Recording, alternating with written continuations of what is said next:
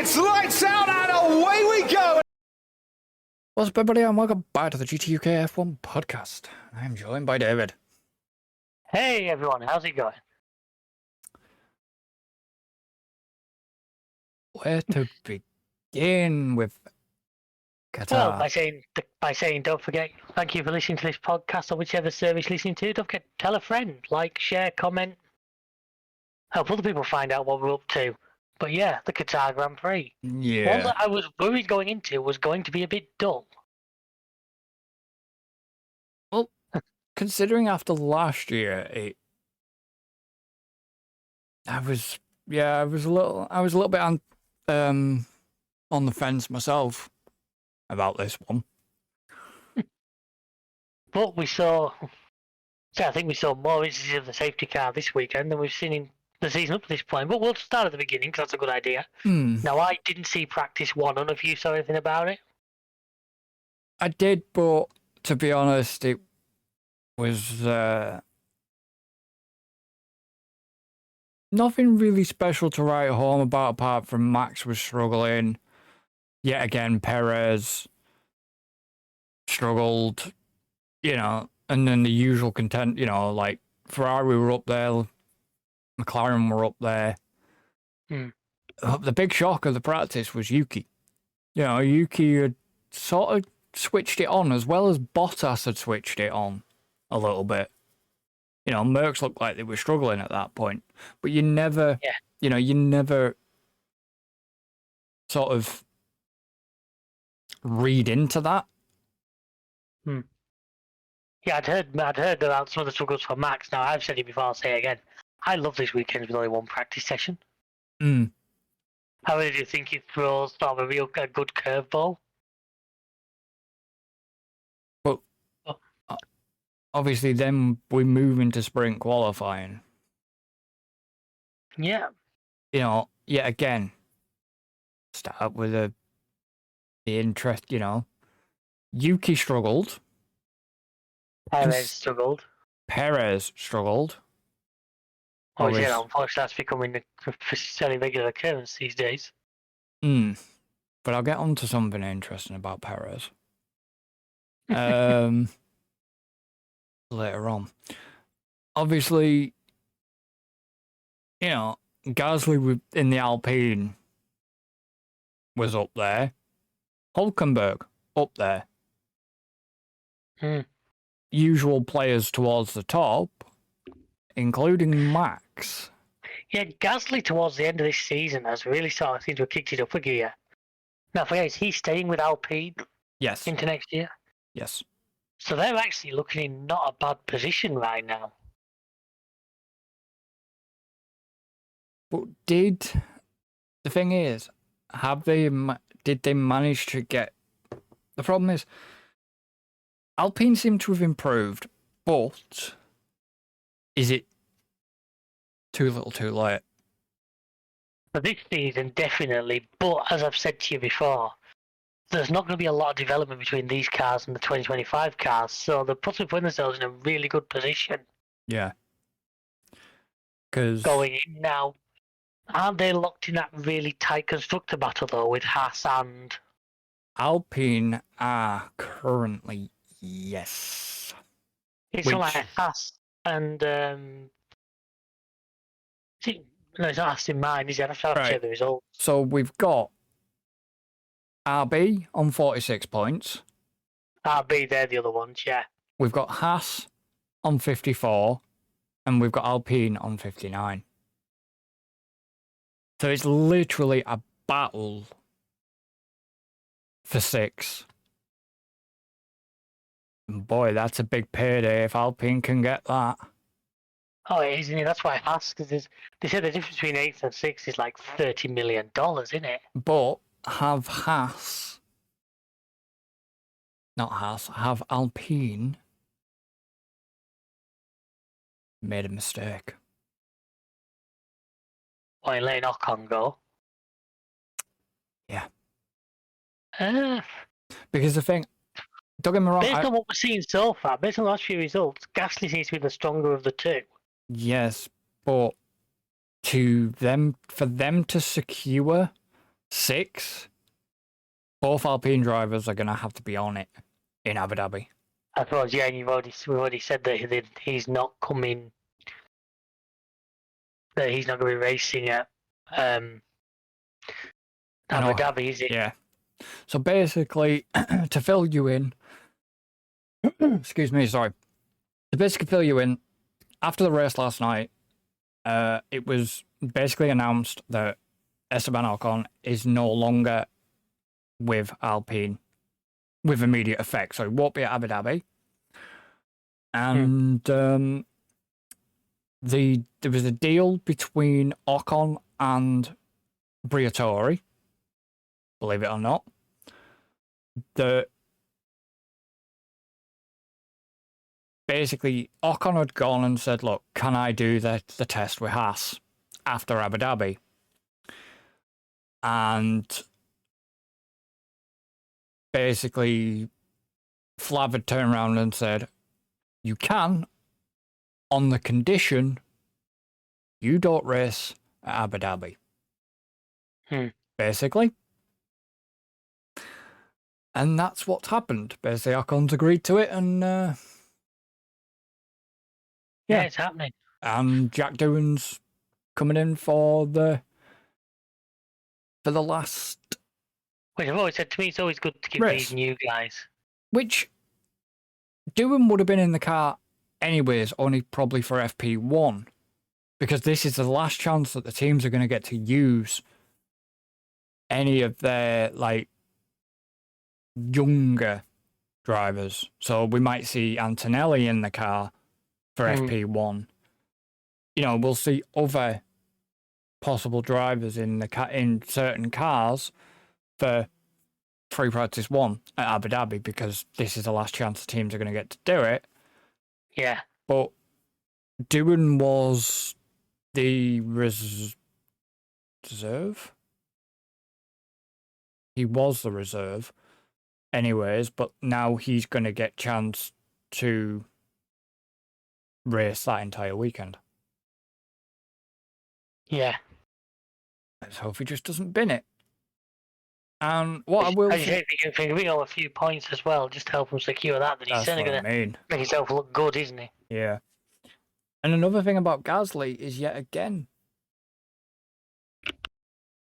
he's still on a record of no crash damage. Now that's got to look promising to any team, and you've got to think somebody who can score points and not be in the car on a regular basis. This is what I mean. He's basically not damaged the car the entire season. No. And if he can not damage at Abu Dhabi, that'll be a full season. He's not damaged that car. He's cost Alpine nothing, basically. I can imagine Williams would be keen for somebody like that. The way they perform, their things going so far. Yeah, we'll come on to a little bit about that. I mean, what did you think of sprint quali? As you say, pretty much, I would say it's almost as we expected. You know, I'm not a fan of this set tyres thing. I say give them a bit more freedom than that, but that's just me. You know, I like to see the odd team, more of the background guys, throw a set of softs on, have a go. Yeah. Now, as I said, we're at the end of the season, so development to me has all but stopped.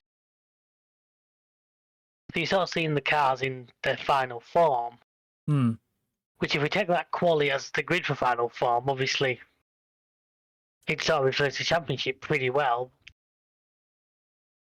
And Colapinto, I think, was a little bit unlucky. He's not. I think once he settles in, he will be better. But he's not going to get that chance. No, sadly not. Unless, like I say, unless he gets announced as their reserve and gets a lot more testing, testing an old car, simulator work, Well, that's it, because we now know there's no actual slots on the grid left, is there? No, because Bortoletto was announced, wasn't he? Yeah. So until this, if this 2026 Cadillac deal comes through, that's the first chance you're going to get of any sort of real new guys in. Yeah. And I mean, I'm hoping somebody keeps Guan Yu Zhou around, to be honest. Yeah, I think he deserves a showing in a better car than he's had. I don't think the Sauber's been that great a car. No, it hasn't. I mean, Bottas, like him or loathing, his TikTok antics aside, he's not a bad driver. And if he can't extract good out of that car, then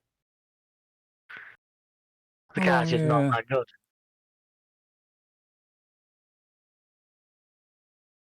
No. Okay. Gonna move it forward to the sprint, I think. Worth mentioning after the sprint qualifying that Perez and Colapinto both pulled their car from Parc Ferme, so had to start from the pit lane. That got a bit spicy. I actually think Colapinto should be in for some trouble for that, if I'm honest. Me overtaking in the pit lane should be a big no-no. Yeah, but they can do it. Yeah, but I don't think it's right. No, I know, but they can legally do it because it was on pit exit. There's nothing. If it had a bit, the problem is this is where it. I mean, differs. We had it as well during the race, which was was it an Aston Martin and a Haas or something like that? Yeah, there's been times like that, and then obviously there was a certain point of I can't remember if it was qualifying or sprint, not sprint. It was either qualifying or sprint quali where I think it was Lando or Oscar basically darted past the Mercedes on the outside. There was a severe lapse of structuring from the FIA, and I will come on to that later on in the race. You rant about the FIA? Never. Okay then, somebody leave me a comment and tell me, within this entire season, well, up to now, has there ever been an episode where I haven't had an FIA rant? Tell you what, from this side of the fence, folks, it doesn't fucking feel like it. Because I'm curious if there was not a race where I haven't had an FIA rant this entire season. It doesn't feel like it from where I'm sitting. Oh, I'm sure there'll be another one coming at Abu Dhabi. Possibly. Well, if anything was to go bad. But now,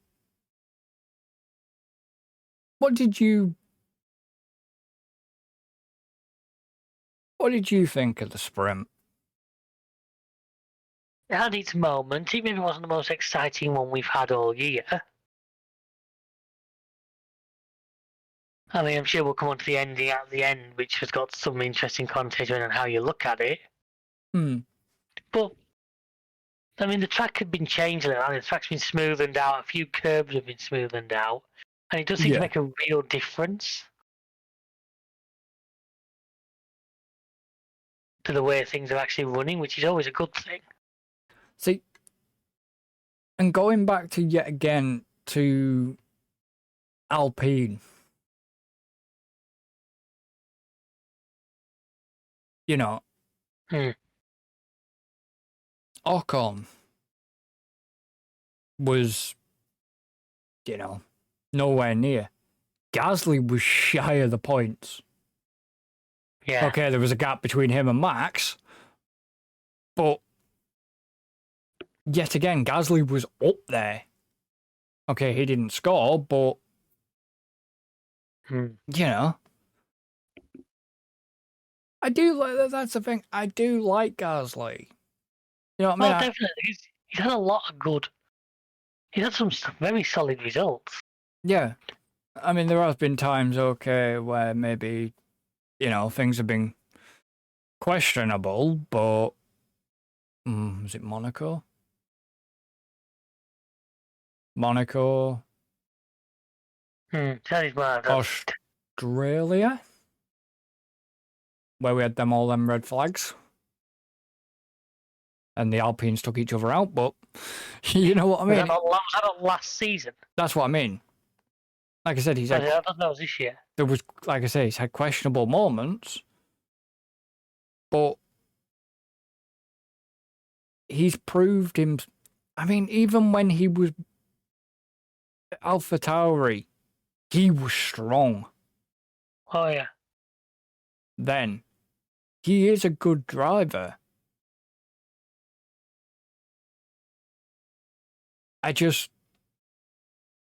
To be honest, I think the teammate choice didn't.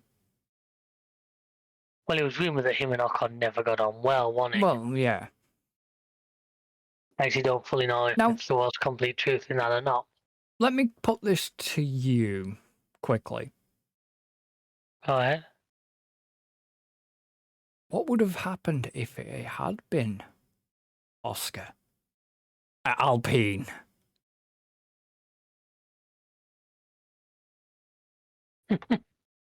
Well, Oscar wouldn't certainly have had the run of form he's had. Well, no. Could you? I mean, could have Alpine have been in a better position? That car's not bad. Would Alpine have been in a better position? Considering Gasly and Ocon, and look how strong Ocon is. Ocon. Look how. It's because they begin with an O. Piastri is. Look how strong Piastri is.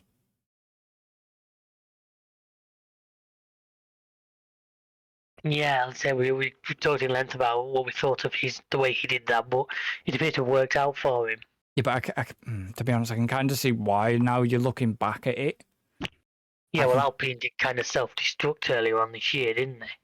Well, yeah, apart from that, it was just the way... Yeah, but it was the fact that they announced him without probably asking him.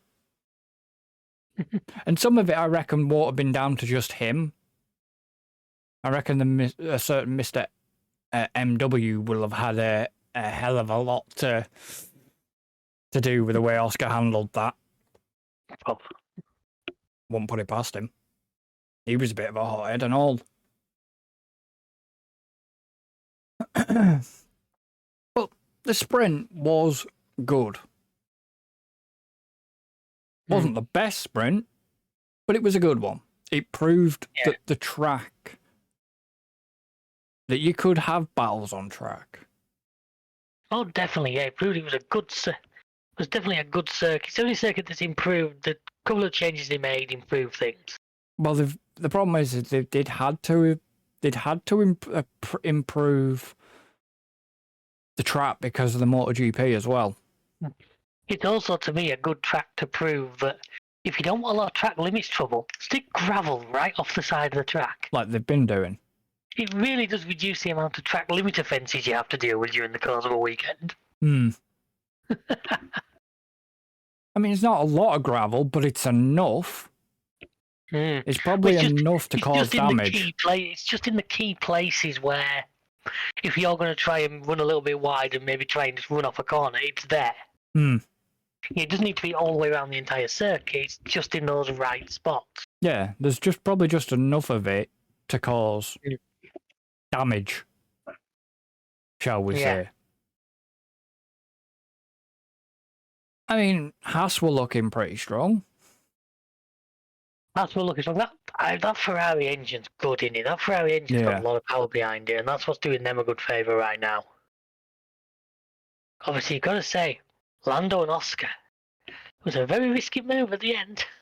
It was a very risky move. Now, Russell wasn't that far behind. No. But the problem is, a lot of people are saying, oh, well, Lando could have won it. Lando, should have won and everything. Oh, it was team orders that made him swap to give Oscar the win. Think back to it actually wasn't. But think back to Hungary and things like that, where we've had these agreements before. Because I mean, you've got to think if they let Lando win Hungary, will the championship have been over? The championship might come on another race. Mm. So McLaren are very much trying to build two drivers that work together, and let's be honest, it's a very strong partnership in a very good car. Well, yeah, but you've got to look at Sao Paulo because Oscar let Lando by. So yeah, because Lando at that time the championship fight was still on. Yeah. So like I say, go back to Hungary where. Oh yeah. Lando was told to let Oscar back through. So this one wasn't the team. This one was the drivers. Now I kind of know where you're coming from. And I've said it before. It does taint the win a little bit in my book, but still, it wasn't that. He shows a strong team. Yeah. But if you got both cars, reason to do it. But it wasn't that. Lando wanted to return the favour. Lando even come out and said publicly he was returning that favour to Oscar. Now, you know, there was no team orders, but it was risky. Oh, it was. Like I said, you know, George wasn't that far behind them. In fact, he finished only 3/10 behind Lando. Yeah. So if Lando would have misjudged that just slightly. Oh, George would have been through. Yeah. Well, it's George's comments that have got me a little bit. That the fact that George thought it was team orders, you know what I mean? And him turning around and saying, oh, if he was a fan, that's something he wouldn't want to see. And it's like, George, just tone it down a bit. You're becoming a right fucking diva. Well, seriously. Hamilton at the head of the team, isn't he, in every sense? And it's just the way it's like, you know, Lando did that off his own back. And that's fair enough. But I don't know, just George this weekend's just... I think Merck are feeling frustrated because they can feel any chance of a good championship position slipping away. Well, the last few years, let's not forget, they've still been comfortably sort of second in the championship, even when Red Bull have been. Yeah. I think George is feeling the pressure because he knows next year it's all on his shoulders. Probably right now it's all on his shoulders, to be fair. Well, yeah. But even more so, because they're not going to expect Antonelli to come in and instantly sort of take it to the front. No. So George is really going to have to step up and lead that team. Now, as you know, I've said in the past, I have my concerns. He has a habit of throwing it away under pressure. Yeah. Singapore last year, Australia this year. The race this year. Race start this year. Yeah. We'll come on to that, but Mercedes can't catch Red Bull. They have no chance of catching Red Bull. So I don't see the point. You know what I mean? Mercedes can't be caught right now. I mean, with a race to go, it would take a hell of a leap for Aston Martin to catch them. They can't be caught. Is it doable? No, it's not. No, but that's what I mean. You know what I mean? Mercedes are fourth. That's it. They're going to be fourth. Red Bull are third. The Constructors' battle is now between Ferrari and McLaren. That's still on. Yeah. So Merck should just, you know, give up, basically. They've got fourth, just accept it. I think Hamilton's already accepted it, but we'll get on to that. Yeah, I think Hamilton's already checked out, hasn't he? Yeah. So, you didn't see qualifying. I'm just going to... Unfortunately, no. Just due to the way the weekend went, I actually watched a lot of the stuff on catch-up anyway, just due to what I was doing and what I've been sorting out. And unfortunately, I was hoping to watch it this afternoon, but I didn't get home till 5 o'clock, and then by the time I'd messed about, sorting my tea out, it was time for us to sit down and start doing what we're doing. So, yeah, unfortunately, I'm sorry about that, just the way it goes sometimes. Well, the long and the short of it is your sort of usual Actually, no. The shock upset was Nico, was Hulkenberg, going out in Q1. When you said Nico, I was thinking, well, Rosberg was back. That was the shocker that Hulkenberg was out in Q1. You know, the usual suspects. Merc were up there. You know, George outperforming again, but, you know, both McLarens, Hamilton splitting the Ferraris. Perez got himself up to 9th, so there was a little bit of a turnaround from Perez, but yeah, you know, Guan Yu Zhou through Q2, Pierre Gasly through to Q2, Bottas, Yuki, and like bloody Lance Stroll, barely. Alonso was on good form. And then as we get into Q3, there was all this, you know, okay, so we'll go for it. You know, Max gets pole, George second, you know, Lando and Oscar. Now, there was this whole small FIA rank coming up.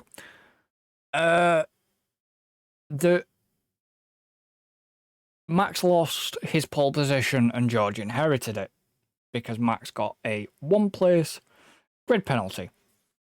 Apparently blocking George Russell. Well, this is, well, it's technically, he was going, it wasn't the impeding as such. He was penalised for driving unnecessarily slowly during qualifying. So, obviously, race directors' notes, as they call it, Max was under the delta, basically, even when letting cars past.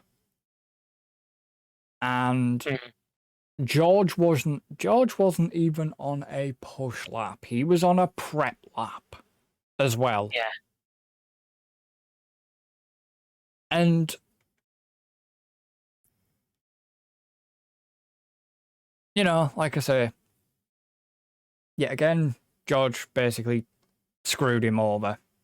Not screwed him over as much, but, you know, made a big a big deal about it. Basically, Max got penalised. There's been words had between Max and Russell, and it's funny because Russell is head of the drivers for the GP, you know, the Drivers Association. Yeah. Max has now lost respect for Russell. So how does that go well when your people, you know, your head of your Drivers Association is just basically being a twat to you? I mean, okay, yeah, it gained Russell a pole position, but we'll come on to that.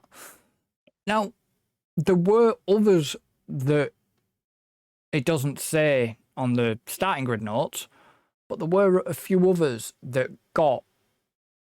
Wasn't basically every car on the field pretty much under investigation at one point? Yeah. I remember Crofty reading out a list of numbers, and I think he listed about all 20. And there were some that got penalised for it, but guess what they got? Warnings? Reprimands. Yeah, so a warning. Yeah. Why was Max the only one that got the fucking penalty? This is what I'm... Yet again, as we begin, consistency. So you're going to reprimand everybody else, but you're going to penalise one. Why haven't the rest got penalised? Regardless of the data, regardless of that, you're not setting precedent. Correct. You've penalised one driver and let the rest off, basically. Bullshit. You know what I mean? And that wasn't... And before anybody says, well, that's a race director. No, it's not. wasn't the race director's decision. It's the steward's decision. And a lot of people are getting up in arms because there is a British steward on there. Johnny Herbert in it. I think so. I think it's, yeah. I'm sure it's Herbert. Yeah. So a lot of people are, are saying, oh, British bias and all this bollocks, you know what I mean? And it's like, well, no. At the end of the day, it's not that. There's no consistency. And since, as weird as it sounds, since Vittich's sacking, not what the FIA said, but since his sacking, the FIA are basically falling apart. That organisation at the moment is crumbling because there's been other figures within the FIA who have left recently. Yeah. Now, what does that tell you? Wrapped up a sinking ship, things to mind. But what could be the reason? And I'm going to say this, and I think it is the FIA president. He doesn't know what he's doing. Doesn't have a fucking clue. Well, why would they leave? You know what I mean? Yeah. Why would everybody leave? Why would he get sacked with one race to go? Because the FIA president has come out with something and he's trying to restructure things to fit him. Yeah. And what he thinks is a good thing. I'm seeing a lot of red flags, especially if, you sack your race director with... It was 2 to go at the time. A lot of other people have left the FIA organisation, and it's like, yeah, I would be wanting the board to be looking into an internal investigation into the president. Now, that's me saying this. It's not going to happen. Yeah, sadly we don't have that kind of power yet. Because obviously the FIA is crooked, but there we go. I said it, and I've probably said it more than once. What has this guy done since stepping into that role? Not much. Well, we have more races than ever now. Whether you put that down to him or the marketing department, I guess is. That won't be. The races won't be the FIA. The tracks have to conform to the F1 standard and FIA safety standard, but that'll be down to commercial rights holder, so Liberty and everything like that. That'll be that reason. The FIA are there just to make sure everything's safe. That's all their role is, really.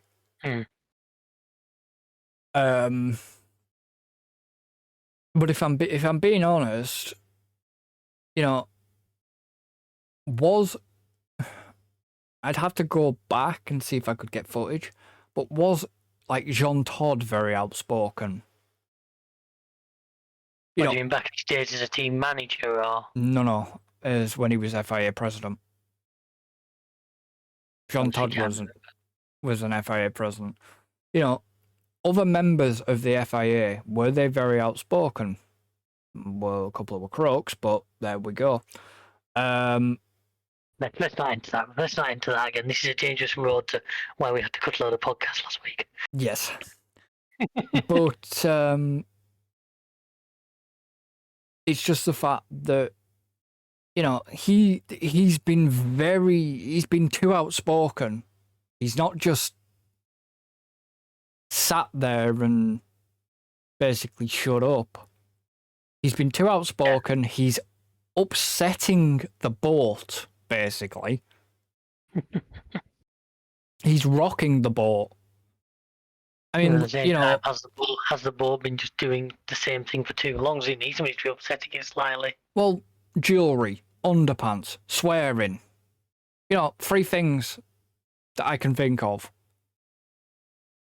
Your Christmas lists are going to look weird this year. Yes, but swearing. The way he did, like I said, going Yeah. back to his tweet, childish. Jewelry, okay, I get it. From a safety aspect, but just targeting one driver was pathetic. Yeah. The underwear situation, safety, I get, but still a little bit pathetic. You know, all this crap didn't have to come out publicly. It could have been done internally. You know, not in the public eye. Did we want to know about all this shit? Not really. Like I say, he's rocked that boat too much. And I think this is why people have jumped ship. Oh, yeah. And I disagree with them, the FIA coming out and saying, oh, well, yeah, we wish Neil's Vittage well in his new thingy. Nope. You're just lying through your fucking teeth. You sacked him, basically. Yeah. You don't want to paint yourselves in the badness. You know, you don't want to look like the bad guy, so you make it look like it was an amicable decision when no, you actually just got rid of him. Yeah. Yeah. Fuck off. You know what I mean? There's too much pussyfooting around. It's just like, look, transparency, honest. Even the drivers have said that about the FIA. They want transparency, they want honesty, and all that lot from them, and they're not getting it. And half of it, and I'm sorry, half of it is down to the president because he is not giving the drivers what they want. They want the transparency. They want the consistency. They want to be able to vote on stuff, and they're not getting it. He's forgetting that without the drivers, the sport would not be that successful. All right, then. I know I've gone completely off the rails. You're off the rails, never. If every current F1 driver, reserve driver, everybody in their pools, within the team's pool, turned around to the FIA and said, right, we're striking. What the hell would the FIA do? Back down very. No, but maybe. Back down if they'd have to. But what to say? Can you remember there was talk of it? Was it? Oh, it was a good few years ago now. There was talk of setting up a second championship, wasn't there? Not gonna happen. No, but can you not remember the days he was back? Was it back when Briatore was originally at Renault, or was it slightly later than that? There was talk of a couple of the teams splitting off. Because they weren't liking the way the money was divided and all that. That's gonna suck come 2026. Apparently it isn't. Apart from what I've heard, the way they've done the thing, the money actually shouldn't really drop. Well, no, it won't, because GM are gonna, and Cadillac or whatever, are gonna have to pay, basically. It'll be to do with all the entrance fee and everything. So, yeah, anyways. Qualifying was just the usual until the whole Max and George incident. Yeah. Now, moving on to the race, I am going to let you lead this one away. Let me lead it away. Okay, right. Oh. I didn't see any of the build-up. I didn't actually watch the race live. I watched it recorded a little bit later. Didn't see any of the build-up myself, so I can't tell you who did the national anthem or the grid walk or anything. It wouldn't have been Martin because there was no Martin there this weekend, was there, for Sky? No, it was... It would have been Karun, I would imagine. Nope. It was actually Ted Burney. Maybe? Oh, Ted Burney, right, okay. So I didn't say that. So anyway, to the start, and well, in the case of Colapinto, the whole race. But you got to kind of feel bad for Colapinto because he was the outside of somebody else's accident. Oh yeah, he was a wrong place at the wrong time. Stroll lost the back end, collided with Ocon and pushed him into Colapinto. Yeah. Roll actually managed another 7 laps before the car retired. I said to me down at the time, was that the highest DNS we've had for for this season. There was There was 5. 15 running, wasn't there? 5 DNFs. Now, we've not had a lot for a lot of races this year. No. Well, I would say at the start, unfortunately for all his changing positions with Max, it didn't do him much good to Russell because he got overtaken almost immediately. Max wasn't giving that up, and then Lando, though. Lando was nearly in there, and unfortunately, I think Lando tripped Hamilton up, didn't he? Because Lando had to back out. Mm. And I think so sent a chain reaction down, which caused Hamilton to lose 2 or 3 places. Yeah. We had Alonso very quick. And it's a very fast circuit, as we well know. We've played it in the game and we've watched it, and it led to some very interesting situations. Oh, it did. But we saw more appearances of Bernd Mailander than we've seen for about the last 2/3 of the season. It was almost down to the old touring car joke of safety cars breed safety cars. Cause Don't start me just yet. Not yet. although, did you notice on the 3rd safety car, Max very much did an Allen restart? Yes. You spotted that as well, did you? Yep. We had them down to about as slow as one car would go. Yeah, but apparently they were having safety car issues. Now, Well, I had nothing about that. I know where your rant's going to come from. I know exactly where your rant's going to come from. And that would be, at one point... Go ahead, sorry. The lights weren't going off on the safety car. Yeah, I heard about that. I never saw anything but apparently the lights. Yeah, the lights weren't going off. So what happened was... For those that aren't aware, usually on about the last sector of the lap before it comes in, the safety car lights are extinguished. I think the dashboard also tells the car drivers. Yeah. And then what happens, for those who don't know, is The leader of the race backs off and becomes a de facto safety car. That allows us, because the safety car has to be clear of the track before they're allowed to go green. Yeah. So the leader, Max, in these cases, will normally back right off and let the safety car disappear. Yeah. Like I say, if you've ever watched any of our F1 racing, you'll have seen what we did with an Allen restart. You'll know exactly how they go.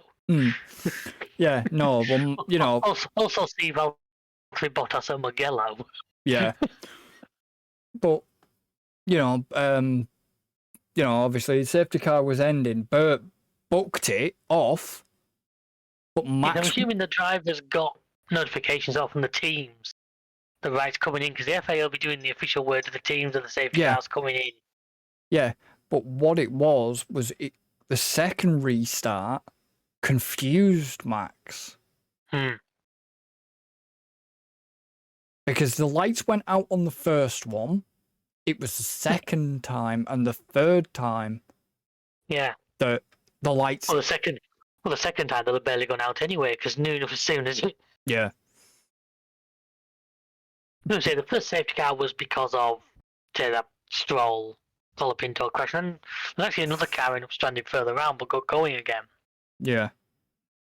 The second one was pretty much off the start. Was Gasly? What was No, it's Hulkenberg. Was Hulk? Sorry, yeah. Hulk got beached in the gravel. There was also Gasly who absolutely missed his braking point for turn 1. Yep. What was he? Crossing at one point, he ended up in second from 5th. He just didn't stop. Yeah. And then the third. The third one was caused by... Did you actually catch what happened? Yeah. Perez reckons it was hit from behind.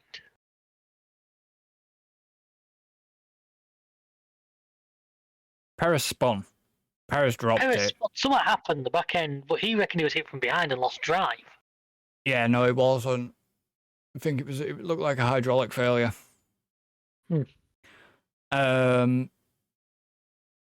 Then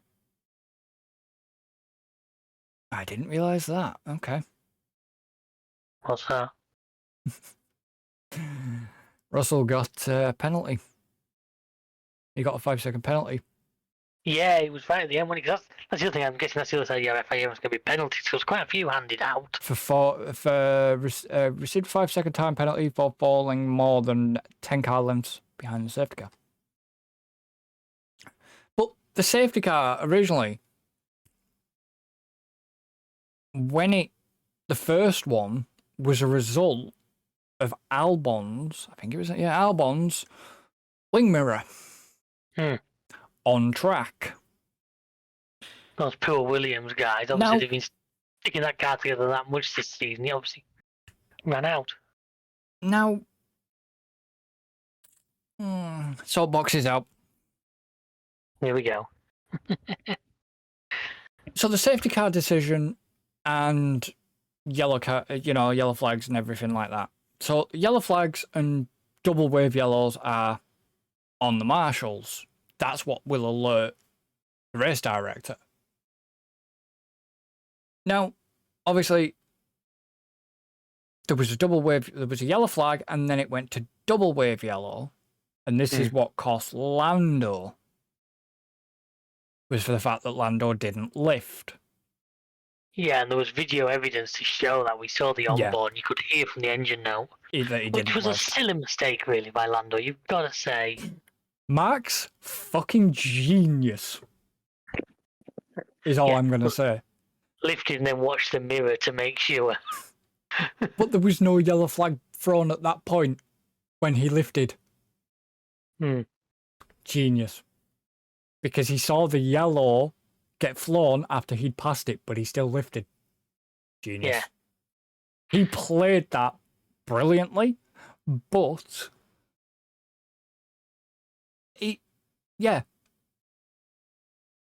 there was confusion. Oh yeah. Because the boards can say when they're double yellows. They were only showing a single yellow at that point on the board. Now, you're still supposed to lift. Obviously. Yeah, but it's not quite, because a double wave yellow means slow and prepare to stop. Yes. Now, it wasn't until Lando got to the first board that it switched over. I mean, yeah, okay, maybe Lando missed it. You know what I mean? But this is another thing that is really annoying about that LaSalle circuit. It was shown on the SkyPad. You could barely make out there was a double yellow being thrown by a marshal. Even when they zoomed in. So I could understand how a driver could miss it. Oh yeah. There was so many penalties being chucked out, yet, like I say, consistency, there was just fuck all going on there. You know what I mean? The real thing that wound me up was Albon's mirror had come off. It was on, not on the racing line, but it was on a bit where it was on track. It was on track and where cars could overtake. So, they were fussing around deciding what the hell to do to get this mirror off on track. They were trying to see if there was enough gap between Max and whoever. At that point, possibly Albon, or was it one of the Saubers? I don't know. They were looking lap cars and they were looking for a gap. They were looking for a gap. So they were futzing around with this, and it was like, just throw a fucking VSC. Bring a safety car out. They reckon they couldn't do the VSC, it'd have to be full safety car. Because of Marshall. Yeah. Bring a safety car out if need be. But they were not looking to do this. They were messing around too much. And then next minute, Bottas goes, woof. Thing just shatters. Lucky he didn't do any damage to his own car there. Actually, he got very, very lucky. The mirror just shattered. Next minute, we have two punches. Have you noticed that? Ironically, both on the left-hand side of the car, which I would have thought would have been... From where it was on track, I would have suspected him more likely in the right-hand side. But also, if you remember from last year, the tyres weren't holding out with that track. So there's a lot of right-hand bends. The left-hand side gets a heavier load. Yeah. So, maybe the tyre would give up at that point as well. But it wasn't until both Hamilton and Sainz had these punctures was then the safety car brought out. It was like, right, so you've fussed around that, you've messed around that much. Two cars have now got punctures. You're now having to throw a safety car because of it. Well, the problem was as well, they were now into a safety car because if they'd have done it while it was still a complete mirror, it was one piece to pick up. Yeah. It was now a jigsaw puzzle without a lid. Yeah. So, at that point, they were messing around with that. This is why things need to words and all this. Something needs to be done because that was just it was too much. It was too much messing around. That situation could have been avoided. If they'd have neutralized it quicker, safety car out quicker, then a marshal could have got on track, jumped up, come from the pit wall side, jumped, grabbed the mirror, got off the track. Race could have gone, resumed within a lap, 2 laps, to bunch people up again, a lap, 2 laps, or whatever. Easy. But no. Oh, yeah. It took shattering 2 punches, safety car, then had to go through the pit lane while the marshals then swept all the debris off track and, behind the safety car for God knows how long. And it was just like, all that could have been really avoided. Yeah. Like I say, questionable calls from this race director. Now, that was and will be aimed at the race director because he's the one that makes that call of whether it's a safety car VSC. It was a bit, like I say, too much fussing around with that. Yeah. And ultimately, that technically cost, which it did. It technically cost McLaren the championship, the Constructors' Championship. Yeah.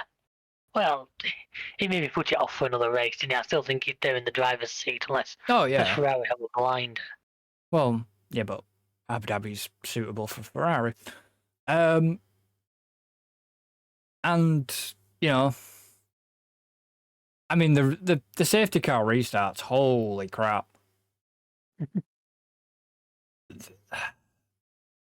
And then because they had the light issues with the safety car, like Max had said, that's what confused him, was the second restart, because the lights didn't go out. So you saw him go, but then he had to back off. Because the lights had... Yeah. Well, I suppose with the Merc, they haven't really run the Merc safety car that much, have they? So, of course, there's going to be little teething issues with it. They've not run either safety cars that much. We had very few interferences with the safety car. Well, yeah. That's what I say. We had more this race than I think the last 12. Well, yeah. I mean, the Allen restart. Yeah, the third restart was straight out of Allen's playbook. Yeah. That was ridiculous. But it is right. It's like, well, when do you go? Sort of thing. But he pulled them off. I mean, fair play to Oscar as well. I mean, okay, yeah, he inherited it, but he's still strong, is Oscar. Yeah. And so I'll come to, do you think the penalty for Lando was fair? Yeah.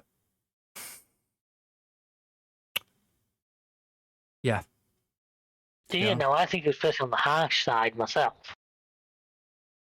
But, especially because the nature of the way it was done, one that had to be served in 2 laps, and they'd just come off the back of a safety car. Drive-through penalty, though, isn't it? It wasn't, it was 10-second stop and go. Oh, yeah. No, somebody else got to stop and go. Hamilton No, somebody else got a drive-through. Hamilton got the drive-through. Hamilton got the drive-through for speeding in the pit lane. Yeah. Who did he nearly brake check? I can't remember now. I can't. At one point, you saw Was it Lando Lando? fair lock on. Lando fair It was lock Lando. on. Yeah, Hamilton nearly brake checked Lando when they were behind the safety car because he accidentally forgot to put the pit limiter on. That's what it was. But see, no, I mean, under the grounds of safety. I mean, we can't really talk. I mean, because we technically, even when we play the game, we don't lift during a yellow. But the game can't simulate that. Yeah, the game hasn't yet. Oh, don't give co-busters an idea. They just do it poorly and you get penalised for lifting, knowing them. Yeah. But I can see where the safety aspect, for the safety grounds, yes. The penalty was justified. But fair enough. A lot of people, like you said, you think it was a bit harsh. I think it was. I understand the penalty for it. I 100% get that, but I just think it was maybe the harsher end of the penalty, if you get what I mean. Yeah, but the problem is it's in the regs. They have a list of penalties for the incidents. So they've got to be, they've got to be seen to be following the codes. Because if Lando had have done that and not got anything for it, then the stewards would have been called into question, and the race director, even if he didn't. More so than they already are. Well, yeah, even for not if the race director hadn't have noted it, and the stewards hadn't have dished it out. I mean, they could have said, "Oh, well, it'll be decided after the session," but we don't want that bullshit again. I'm sick of hearing that. Oh yeah, at the time, I've told you before. That's what you're hating. You watch a race, but then find out the result the next day. Yeah, I'm sick of hearing, "Oh, this, such and such will be investigated after the session." It's like, no, make a decision now. Make your decision. Move on with things. Yeah, make your decision. I mean, we can't. There is occasions where they do need talk to drivers and such. And you can't exactly just stop a race to do it. No. So there are occasions when they do need to fall back, but I think they do it a bit too much sometimes. But in terms of Lando, the problem is it was, the data was there, the telemetry. We saw it. Yeah, but like I say, he didn't really have a. Even if they just said investigate after the session and they just spoken to him, the data and telemetry and everything would have just gone against him. Yeah. So either way, he'd have either been carrying a penalty into Abu Dhabi. So it was kind of better that he was given the penalty there. Yes, it wasn't the greatest in a lot of fans' eyes. But at the end of the day, they are going off a rule book, regulations. So. And also, as well, the thing they're not lifting off is a safety issue, and they want to come down on that harshly because they don't want people thinking, "Oh, well, we can just get away with it and just claim it wasn't anything serious." So when it comes to issues of proper safety, you do sort of come down on it. Yeah, so they basically had to. Even though a lot of people are saying, "Oh, yeah, it's brutal," even Total Wolf come out and said it was brutal. I think ideally he does understand from safety point. You know what I mean? A point of view for safety. Oh yeah. Because even though it was a yellow or double waved, there could have been a marshal out on track. There could have been people out on track at that point. Yeah. Not that they would have sent the marshals out without a safety car, but you'd hope not anyway. Well, yeah. One of the first to have had stuff on track when they shouldn't have been. Japan. But you know what I mean? I get why he got it, and if there had been marshals out on the track, yeah, I could see why. It's just safety. Oh, yeah. There was, like I said, there was a lot of penalties chucked around. And I put it down to this new race director and this new bit of team and maybe trying to make a mark almost.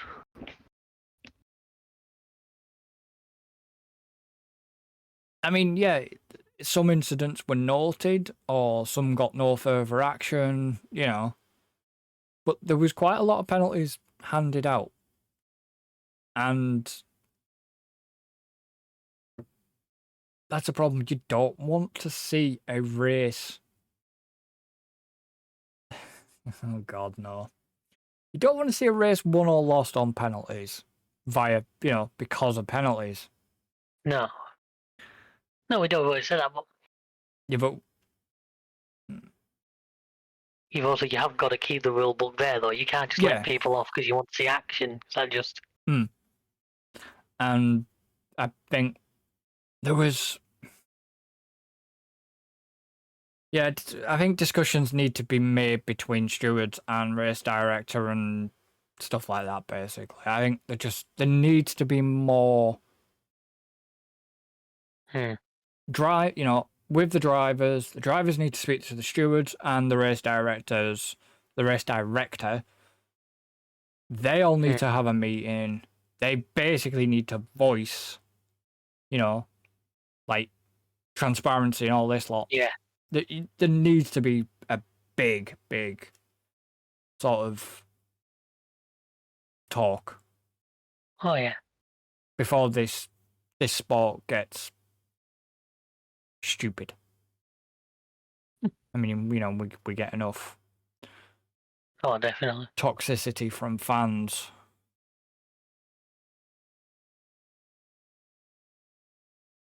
And the race was good.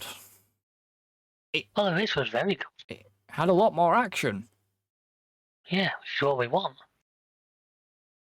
I mean, like I say, Monaco's staying on the calendar, but Monza's staying on the calendar. Monaco should have just been dropped, but I always say that. It's never going to get dropped, though. It's too much of a spectacle. Well, they need to do something with it before it just becomes a procession. And I think even certain other drivers and commentators and everything have actually said that themselves. Something needs to be done about that track. Because otherwise it's just going to be a procession. There's not really chances for overtaking at Monaco. Well, they've talked about possibly being able for the circuits of some new land, haven't they? But reclaim land, but we'll see whatever happens with that. But yeah, overall thoughts from you about the race then? Well, I just want to mention one last part, which is well done to Sauber for finally getting off the 0-point mark. And which of the two drivers did that then? Guan Yu Zhou, unfortunately, looked like they could have had a double points finish, which I would like to have seen they would have left Sargent the only person with no points. Sadly, that didn't happen, but Bottas still has chance at Abu Dhabi. Abu Dhabi, I guess, which is unlikely, I would say, unless we have another interesting result. But the thing is, it was the way Lando was catching through. That was it. The one thing that penalty did was it didn't have fire Lando up. Jesus Christ. He was driving like, gee, bloody hell. And that was the thing. Bottas was no way would have challenged him. Well, he'd have had a good go, but... Yeah, he was a second and a half a lap faster than everybody else on the track at one point. Yeah. Obviously, he walloped the fastest lap. By 0.6 of a second to the nearest. Well, he got the fastest lap. Yeah, that's what I'm saying. And he was 0.7 quicker than anybody else. Yeah. Just a shame for Bottas that he. But good for Sauber. Even I know it doesn't lift him off last place, unfortunately, but still just have some points on the board. Yeah, it's not gonna finish a pointless season for them. No. Obviously, see what comes in. Obviously, got the big change in the future with Audi taking over. Yeah, but we got fucking Benotto back at the helm. Jesus Christ. I mean, hopefully Ferrari next season. Hopefully their strategy team. Wake back up. Yeah. It was just They seem to be better now than they were a few years ago. Let's be honest. Apart from that thing with Vegas, but.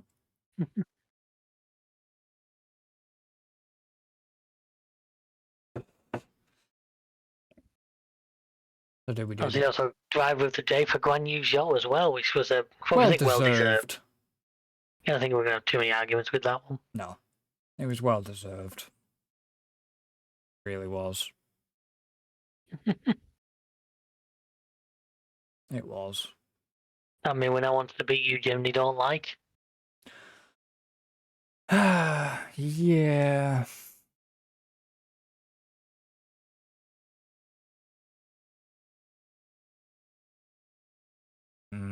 Okay, I think I've resided.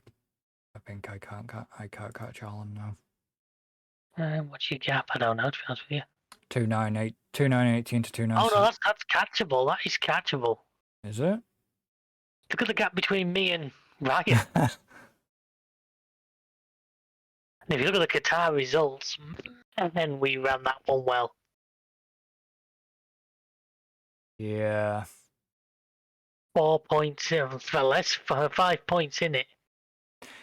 Yeah. I am 40 something ahead now. It's one of them things where I wish I'd been a little more proactive. I'd been a little more proactive and swapped my 2 times onto Max or something. I could have pulled more of a gap, but I think for the last race, I think I'm going to play the chip that I've kept for the. I think I probably will as well. The chip that I've kept for the entire season, I'm going to play it at the last race, so I know exactly who I'm going to put in. Ooh.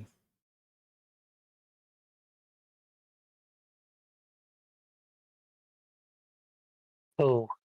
You're going to have to make a change.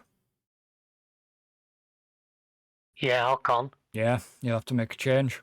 I know. I'm still debating exactly where I go with that one, so we'll see. Problem is, I am maybe possibly thinking of pulling Carl Pinto out. Because, yeah, we all got, even Ryan, we all got hurt by Carl Pinto. Yeah. Everybody got minus because we've all got him.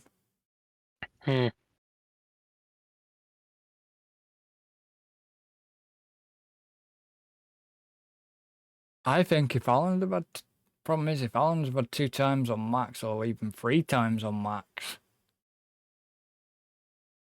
Alan would have been possibly ahead of Ryan.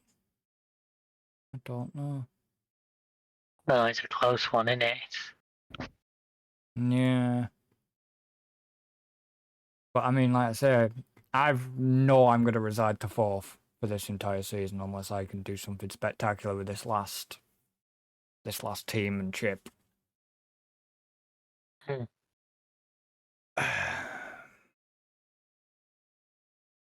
But yeah, I think you've got this. I don't think Ryan. I think it's going to come down to a very close. Can Ryan catch you? Yeah, of course he can. Can he? The gap is only. Well, you're 3840. 46 points. 46 points. It's not a sprint weekend. Yeah, no, but still, one well-placed double times or something like that, and a DNF that we're not expecting, and it could just. Yeah, true. I think that gap would have been possibly slight. No, So I if I'd don't know. have thought about it and I could have thrown my 2 times back onto max or something, Yeah, then I would have been sat in a more comfortable gap. But it's one of those. It'll be what it'll be. I'm liking the fact it's this close. yeah. It's funny how it's sort of 2 pairs, isn't it? Well, I was trying to chase down Alan, and then But you know what I mean? It's like 2 pairs. There's like me and Ryan at the top, and then you and Alan. yeah, So you can still catch Alan. Your gap is only what? 253 points. true. I could. Once again, a well placed 2 times. Yeah. You know what I'm saying? Yeah. So don't sort of count yourself out just yet, mate. There's ground to be made. Yeah, I could catch him, but we'll see. We'll see. And we're hoping folks you'll join us for that. Yeah. So, you got any final? I don't think so. No, just as if we come towards the very end of this season. I mean, I would say it's been the best season we've had in quite a while. I would say so, because the fact that it's not just been one dominant. Like, it's not really been a dominant team, has it?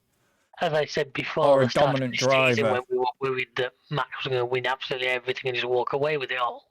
Yeah, and it actually. It really, really hasn't. It hasn't.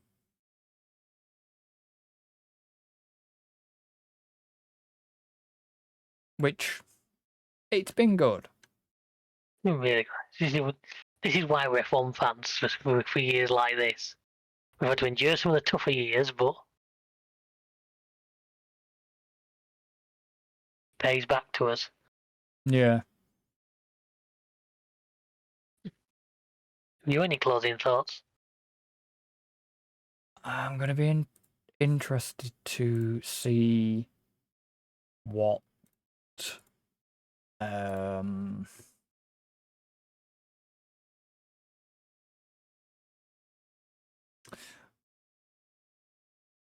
what Abu Dhabi is going to bring. Will it be Ferrari? In a repeat of 21.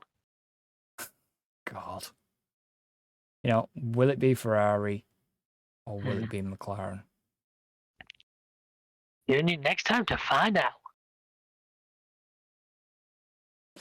So, we're going to end this one here. So, yeah. Thank you for joining us. Thank you for listening. And thank you to David for joining. Pleasure as always. Thank you for having us. The only thing I haven't done is timings, which... They're pretty good for us UK and Europeans, aren't they? So it's like 1 o'clock or something. Yeah. Basically, I'm not going to get to see practice 1 at all. I can watch it back if I need. It's 9:30 in the morning. Practice 2 at 1. Practice 3 at 10:30. Qualifying at 2 and the race is at 1. On the Sunday. Yeah. But yeah, so don't forget, obviously, 3 p.m. on a Wednesday when there is a race, and obviously the last season 1 might be, we probably do a season, maybe do a little bit of a review for that. Season review, yeah, I think so. And then we'll be back with the new season in March. In March, yeah, Christ. Sounds a long way away, but trust me, it'll soon fly there. Oh yeah, it will. So yeah, until next time. Thank you very much for listening, everyone. Hope you enjoyed. Goodbye for now.